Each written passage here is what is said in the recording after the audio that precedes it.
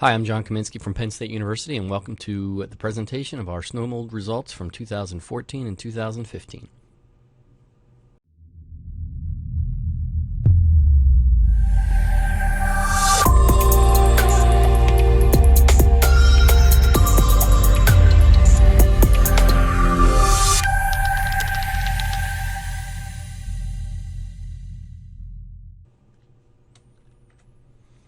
Okay, before we get started, I'd like to tell you a little bit about where we put our trials. We had actually 4 trials situated on a fairway and a putting green at 2 different golf courses in the northwest portion of Pennsylvania.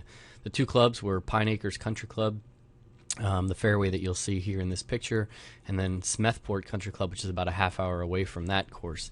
Both sites, or both locations, regardless if it was a green or a fairway, consisted of a mixed stand of annual bluegrass and creeping bentgrass. And our treatments were set up typical of what we would do in any research experiment: a randomized complete block design with 3 replications, and our plot size was 3 feet by 6 feet. Because this is a video, I'm not going to go through the treatment list in much detail. You can always stop it and take a look at these things. But what you'll see is we had quite a bit of combination products, and many of those were experimental compounds that have yet to be released. And this is pretty typical in a lot of our work, where we're trying to evaluate new products that may be on the market in the future.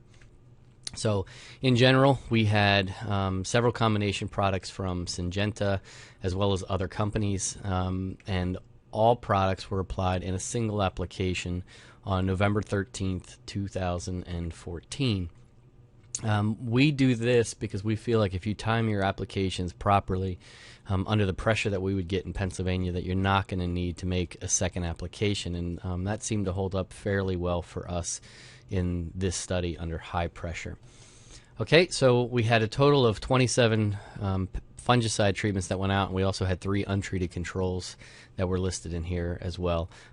As you'll see in treatment 26 and 27, we try to compare this to the PCNB standard. This was the standard for a long time, and although it went off the market, it ended up making its way back, and we usually put in a 6 and a 12 ounce rate just to see how things will hold up. All right, so if we take a look at an overview of our plot area, we can see the pressure that we received here at Pine Acres Country Club. It was fairly high pressure, and if we overlay our grid roughly around our plots, you are able to see some of the pressure that we received in our untreated control plots. We were upwards of 40 to 80% disease. Obviously there's some variation and variability within a fairway trial like this, but the pressure was fairly uniform, but it was also pretty severe in our opinion.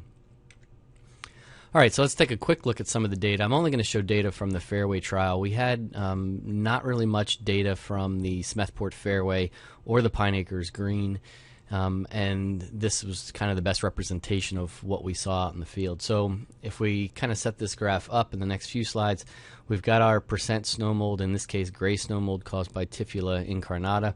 We have that on the x-axis, and you can see that it ranges anywhere from about 40% up to as much as 80% in our untreated controls. And then we have our treatment list in a numbered fashion, 1 through 30 along the bottom. If we start looking at some of the data, one thing that stands out is we had, I mentioned, 40 to 80% in the untreated control plots, and all of our fungicides, with the exception of 1, resulted in a significant reduction in gray snow mold. The treatment that stands out here, number 26, this is that 6 ounce rate of PCNB, and under the high pressure we wouldn't expect that to hold up quite as well as the higher rate. If we look at the 6 treatments that seem to stand out in terms of providing the least amount of snow mold, or resulting in the least amount of snow mold, we can see that there's 3 of them, treatment 3, 13, and 14, that represent those experimental compounds and tank mixes from Syngenta. And we also see 3 additional treatments that stand out here, treatments 19, 20, and 21. And so those are all combinations of either Quali-Pro's Enclave, which is a 4-way tank mix, with their pigment known as Foursome at a couple different rates, as well as tank mix with their generic version of azoxystrobin, which they call QP strobe. So in this case, you see that we've got pretty good control. Actually, I would consider it excellent control with these 6 tank mix combination products. Okay, as I mentioned, all of the treatments that we had included in this trial provided us with excellent disease control. There were a handful that kind of went into that moderate range, somewhere around 5 or 6% up to about 11% disease. I wouldn't call this a big deal in a fairway when we deal with gray snow mold, which you can usually just get to recover with some fertilizer. But statistically, it tended to stick them somewhat in a middle group. And there's a variety of treatments that are included in this list, and you can see those if you just revert back to the treatment list that I showed earlier. And the one thing I'll show you here is you can see quite a difference between the 6-ounce rate of PCNB versus the 12-ounce. So even at 12 ounces, we had some breakthrough, but we did get pretty good control with the PCNB standard. Overall, I think that this was one of our best fairway trials or best snow mold trials that we've had. We had really high pressure in 2014, 2015. Snow was pretty much present from January 5th until early April at both of these locations. So we were at about 90 days or plus control. And so we felt like this represented a fairly aggressive or high intensity disease control. And so for those reasons, even some of the better trials that we had, we still have some breakthrough when you have snow cover for that long. So a quick summary of the results. Obviously a lot of these are numbered compounds and they're not yet available on the market, and we don't even know what they are. But we can see one thing that tends to stand out.